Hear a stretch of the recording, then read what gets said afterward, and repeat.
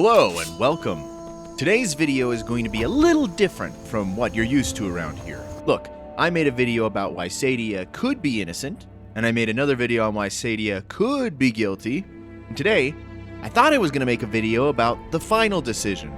But the more I look into it, the more I realize this really isn't a quest about Skyrim at all. This is a setup for Elder Scrolls 6. Every video you've watched about this quest so far is wrong about the answer to the quest, including mine, and I can prove it. I really don't want to overstate how important this video is, but I think this quest and the way you interpret it can show you more about the Elder Scrolls 6 than any trailer ever has. After today's video, not only will you be done discussing In My Time of Need forever, but you will know more about the future of the Elder Scrolls than anyone else. Anyone who made a video before today was missing the point, and anyone who makes a video after today is just stealing my idea. Yeah, my dad works for Microsoft, so pretty much I know what I'm talking about. However, today's video is not going to be easy to listen to. There's a lot of context that was missing from my videos and other people's videos. So if you don't want to have your preconceived notions challenged, you should probably click off. I'm going to completely destroy your answer to this quest. So without further ado, let's get started. First things first, I'm going to prove something that everyone else seems to have missed. Open your mind for what I'm about to say. Ready? I need you to accept that we know nothing about the situation in Hammerfell. We do not know what cities are under the Redguard control, and we do not know what cities are under the Thalmor control. No, really, think about it. The only thing we have about the current situation in Hammerfell comes from this book, The Great War. Let me highlight the situation using quotes from the book. I know reading is boring, but bear with me here, this stuff's important. The book ends late in the 4th era, year 175. The Empire and the Aldmeri Dominion signed the White Gold Concordat, ending the Great War. The terms were harsh. The two most controversial terms of the Concordat were the banning of Talos worship and the cession of a large section of southern Hammerfell, most of which was already occupied by Aldmeri forces. Hammerfell, however, refused to accept the White Gold Concordat, being unwilling to concede defeat and the loss of so much of their territory. Titus II was forced to officially renounce Hammerfell as an imperial province in order to preserve the hard-won peace treaty. In the end, the heroic Redguards fought the Aldmeri Dominion to a standstill, although the war lasted for 5 more years and left southern Hammerfell devastated. That weakened the Dominion enough to allow the eventual Second Treaty of Stros Mackay in 4th Era, year 180, and the withdrawal of Aldmeri forces from Hammerfell. So what do we really know about this situation? Well, every video I've seen on the subject seems to think this means Hammerfell is now free from Aldmeri forces. But that's not what the book says, is it?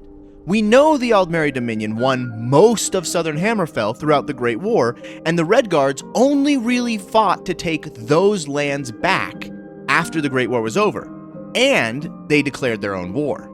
To quote the book, the fighting did not go well. It says, they fought the Aldmeri Dominion to a standstill, and then signed a treaty for all Aldmeri forces to withdraw from Hammerfell. Now, what I'm about to say is either going to make sense to you, or it's going to sound like the biggest pile of cope you've ever heard. Stick with me for a second. Remember the Korean War? I think it would be reasonable to summarize that war as American forces fought the Chinese and North Korean forces to a standstill. And in 1953, the Korean Armistice Agreement was signed for all American forces to withdraw from Korea. Now you might hear that and think, oh, I guess the Americans lost the war and were forced to give all the territory back to the North Koreans. But that's not what happened. Just because American forces withdraw does not mean that the hard-won South Korean territory was given back to the Chinese interests, right? South Korea was still controlled indirectly and in some cases directly by American interests and by Americans themselves.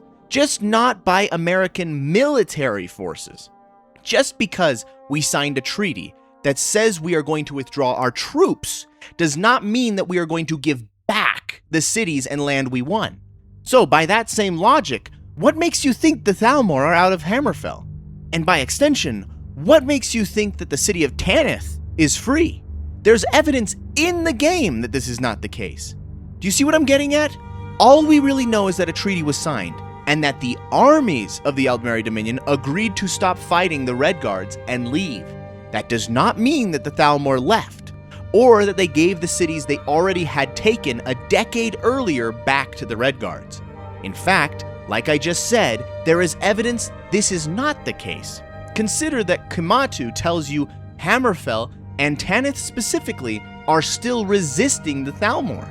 The resistance against the Dominion is alive and well in Hammerfell, and they want justice. Now think, if the Thalmor were all expelled from Hammerfell, what would there be to resist?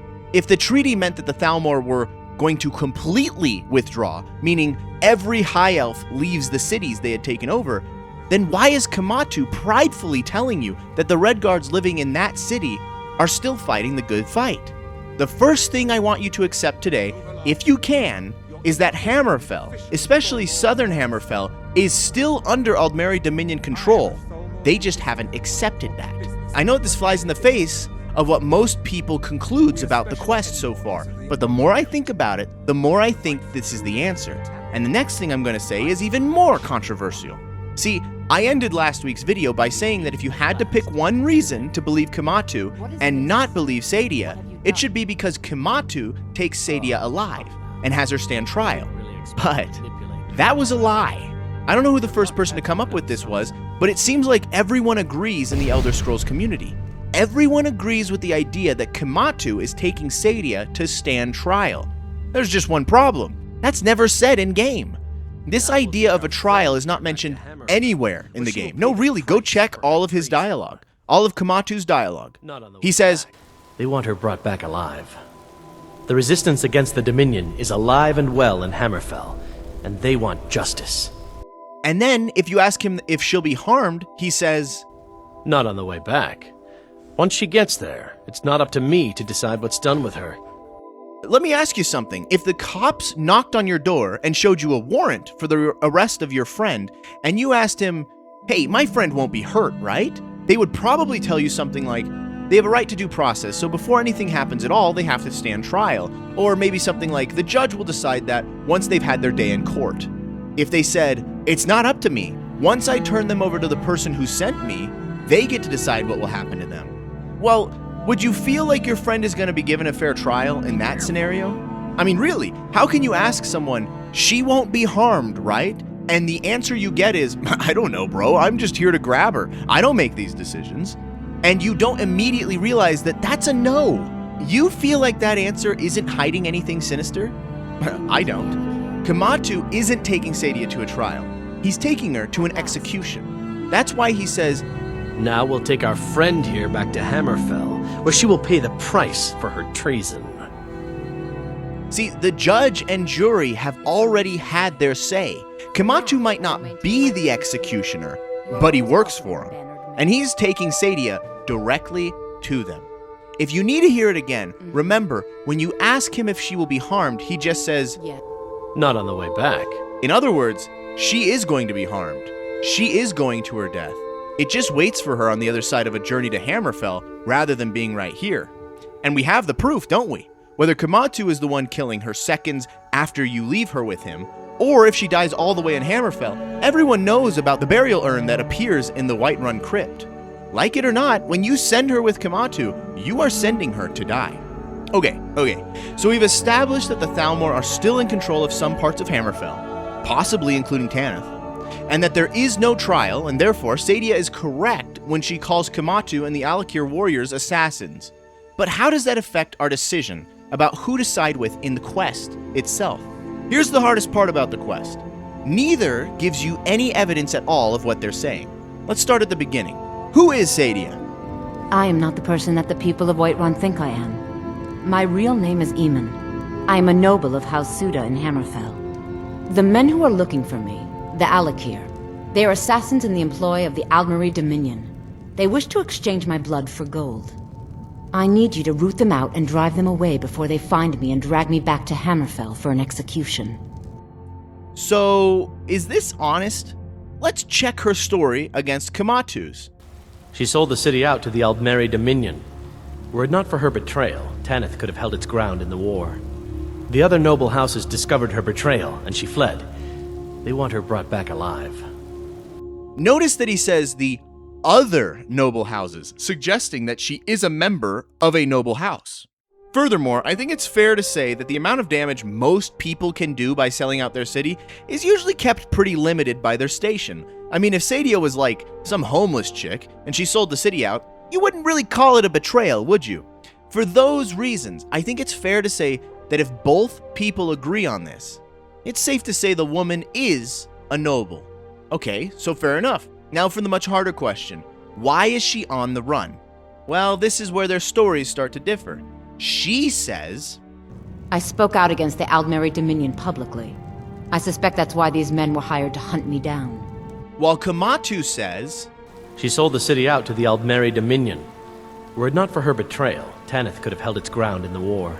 and well, I think this is the end of things we can know for sure. But would I sound insane to you if I said I think both of them are telling the truth? Unfortunately, the only way to know the real ironclad truth here is to go to Tanith, something we can't do. It really does come down to who is currently in control of Tanith, and by extension, who is in control of this specific group of Alakir warriors. I will again point out that when Kematu says, The resistance against the Dominion is alive and well in Hammerfell, and they want justice. I take this to mean that there is someone to resist there, and it follows that the Thalmor control some portion of Hammerfell, and therefore that the Red Guards there are still trying to regain control of their cities. That still does not prove Saadia's story, though. Ready for more cope? Here's my supposition as to why you can believe both of them. Let's return to the timeline. Again, we'll be looking at the book, The Great War. This time, let's read the very beginning. It says, on the 30th of Frostfall, 4th Era, year 171, the Aldmeri Dominion sent an ambassador to the Imperial City with a gift in a covered cart and an ultimatum for the new emperor. Despite the warnings of his generals of the Empire's military weakness, Empire Titus Mede II rejected the ultimatum. Within days, the Aldmeri armies invaded Hammerfell and Cyrodiil simultaneously. The disunited Red Guard forces offered only scattered resistance to the invaders, and much of the southern coastline was quickly overrun. In Hammerfell, the Thalmor were content to consolidate their gains as they took control of the whole southern coastline, which was, in fact, their stated objective in the ultimatum delivered to the Emperor. Okay, I know that's a lot. Let me summarize. Basically, what it says is that the Thalmor attacked the southern coast of Hammerfell in year 171, and by year 172, they basically owned all the cities on the coast. That means the fall of Tanith took place 30 years before Skyrim. Then the Thalmor held it and the rest of the coast for about 9 years. We get a little messy with the war going on. But after 9 years, the Treaty of Stros Mackay was signed in year 180. Now, best case scenario, you can read the quote, the withdrawal of Aldmeri forces as a total retreat of all Aldmeri forces. I think I've done enough to establish that that is not what happened. Still, that treaty was still 20 years before Skyrim. And we find Saadia in hiding and Kematu tracking her down in the year 201 when Skyrim takes place. Here is what happened. 30 years ago, Saadia, at best a young woman, but more than likely a young girl, made a mistake that cost Tanith their freedom when the Thalmor attacked. People will try and tell you that Saadia, you know, this girl right here, is somehow 50, and that she was old enough 30 years ago to know and be held responsible for her actions. But what are you going to believe? Some guy coping on the internet, or your lying eyes? If you want to believe your eyes, with me, you can realize this girl was at most 10 when she supposedly sold out her city, but was probably even younger. Now, the Thalmor took the entire coast in their initial attack, having all the lands they wanted from the Emperor just a year later.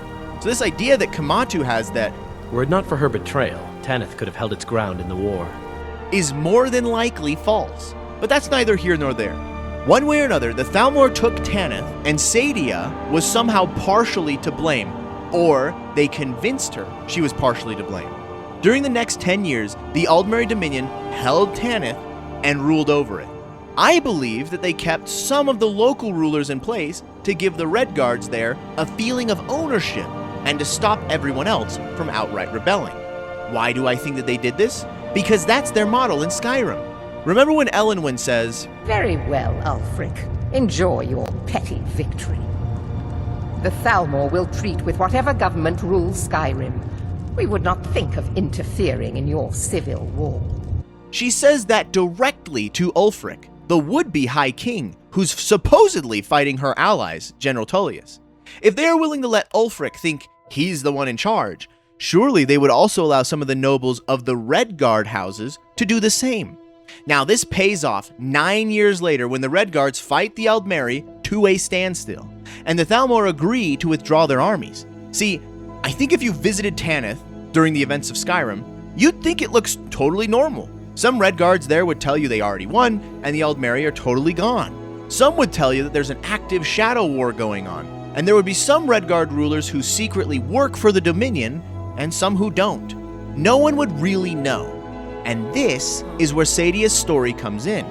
She has been working for the Aldmeri for these years, either blackmailed that they would reveal the mistake she made that helped them take over Tanith, or unknowingly working for them, being manipulated to do their will, like Ulfric was. Either way, one day, when she's an older woman, she decides that enough is enough, and she speaks out against the Thalmor, trying to reveal what she knows. And the Thalmor, well, they can't have that, now can they? So they reveal her greatest secret and paint her as the traitor. They tell everyone in the city to blame her for the Thalmor occupation of their city, all while being the Thalmor occupying their city. This explains why both groups say they are fighting the Thalmor, and the gap in the timeline. Not to put too fine a point on it, but it really explains everything in the quest, doesn't it? Look, I think ultimately the quest is designed to be unanswerable. But if you accept that the Thalmor are still in control of Tanith, which is said in the game, well, anything can be true. Before you click off the video, here's why this is so important. This is how it all relates to Elder Scrolls 6. Hear me out for one more second. To understand what Bethesda is doing here, we need to take a quick trip to Fallout 3. Remember the replicated man? Some of you will know what I'm talking about, and everything just made sense for you, didn't it? It all clicked. But for those of you who didn't play Fallout 3 or didn't play that specific quest, or it's been a while, let me help you understand. Essentially, all the way back in 2008, when Bethesda dropped Fallout 3, there was this quest you could get in any city in the game. It was designed to be taken early and then finished in the late game. Once you get around to it, you find out there's an android hidden somewhere in Rivet City, and that a scientist is here from the Commonwealth to collect them. To the point. I like that. Well, as it turns out, I've misplaced some very sensitive property. How do I put this in a way you'll understand? All you know of robots are those buckets of bolts, those Mr. Handshakers and whatnot. Well, that's not all a robot can be. You see, in the Commonwealth, we've made artificial persons, synthetic humanoids, programmed to think and feel and do whatever we need. And occasionally, they get confused and wander off. We can decide if we want to help the android escape, or if we want to help the scientist collect him. There are strong themes of slavery, and this kind of Blade Runner-esque understanding of what it means to be human. Just understand that this android is now, for all intents and purposes, a man. He looks human, he acts human, he believes he is human. But even if he's not, even if he's a machine, he's capable of rational thought and emotion. So you see, his soul is as human as yours or mine. This person, and he is a person, deserves a chance at freedom. Please, if there's a shred of decency in you, don't take that away from him. The scientist tells you that the android is little more than a robot. Nonsense! This is a machine we're talking about. Can you enslave a generator or a water purifier? Of course not. The same principle applies. While the android himself expresses that he is capable of autonomy and ran away to escape his treatment at the hands of his creator. I remember it all from before. Zimmer, The Commonwealth. The Institute. My God, all those runners I brought down! I have 2 sets of memories. One android, one human. Some of these are mine. Some belong to someone else. But I'm choosing to be human. It's my choice. The people on this boat look to me to protect them. So that's what I'm going to do. We didn't realize it back in 2008, but from this one quest, we learned that the central conflict of all of Fallout 4 would be around whether synths really are people, and what we should do with them, and whether we should help them overthrow their slave masters, or whether a machine could really be a slave at all. If you assume the same thing here, you can use what I've talked about in this video to understand what the main themes and the main quest line is going to be in The Elder Scrolls 6. Knowing that The Elder Scrolls 6 is in Hammerfell, as we now know, and knowing that Bethesda likes to foreshadow their games, what would you say the central conflict of The Elder Scrolls 6 is going to be centered around? For some reason, everyone in the Elder Scrolls community thinks Elder Scrolls 6 is going to feature a Hammerfell that is free from the Thalmor. Or at least, you would have to believe that in order to think that Saadia is obviously lying. But I don't think that is what The Elder Scrolls 6 is going to be about. I don't think the Thalmor are going to be absent from the game at all. Think about what they're actually saying. Both of these groups are saying that the Thalmor are the bad guys. Saadia says that speaking out against them was enough for her to abandon her life, her class, and her city. Kematu says that she betrayed the city to the Thalmor 30 years ago, and that's why it fell in the first place. They both think they're fighting the Thalmor, but neither one knows for sure. The Thalmor probably have spies and nobles living secretly in the city that use misinformation and propaganda to play the people of Tanith against each other. Does this fit what we know about the Thalmor? Well, hell yes it does. Consider that Ulfric is the biggest Thalmor hater you know, and yet he accidentally served them for years without ever knowing. He was unknowingly manipulated into doing their bidding even as he was trying to undermine them. Arguably, he is still unknowingly doing their bidding at the time of Skyrim by carrying on the Civil War. It got so bad, now Ulfric won't even speak directly to them anymore. But she is to observe, nothing more. We are not negotiating with her. Is that clear? Ulfric, why so hostile? After all, it's not the Thalmor that's burning your farms and killing your sons. She's supposed to be on our You side? know exactly... No. Not this time. He won't even be in the same room as them. By Izmir's beard. The nerve of those Imperial bastards, eh? To think that I would sit down at the same table with that. Thalmor bitch. Either she walks or I do. How about Tullius? Well, he hates the Thalmor too. He knows they're manipulating him and the rest of the Empire. Hell, he'll tell you himself that everyone knows the Thalmor is only using this period of peace to manipulate everyone they can into doing their bidding. What I'm not so sure about is the peace we've made with the Thalmor. But we'll keep that between the two of us, all right? I mean, really? Somebody tell me if I'm insane, because from where I'm sitting, it really feels like this quest is just trying to set up the Thalmor as an unknowable, unfathomable enemy that has entrenched itself deep into the politics of Southern Hammerfell, and has Redguards fighting other Redguards, all to make the elves in that land more powerful. Again, we can't know for sure. I'd have to be Todd, or someone on the writing team, to speak with any kind of authority. But if Elder Scrolls 6 comes out and they say, the Thalmor were manipulating other noble houses in Hammerfell to drive Saadia out of the city to remove someone who is actively opposing them, would that surprise you? Because it wouldn't surprise me. On the other hand, if the Elder Scrolls 6 instead says something like, this girl sold out her peers for money to the Thalmor, well, that's also believable, if a lot less exciting. I have analyzed every single book and dialogue tree regarding this quest, and the more I do, the more obvious it is that this is just a way to set up the tone and story for Elder Scrolls 6.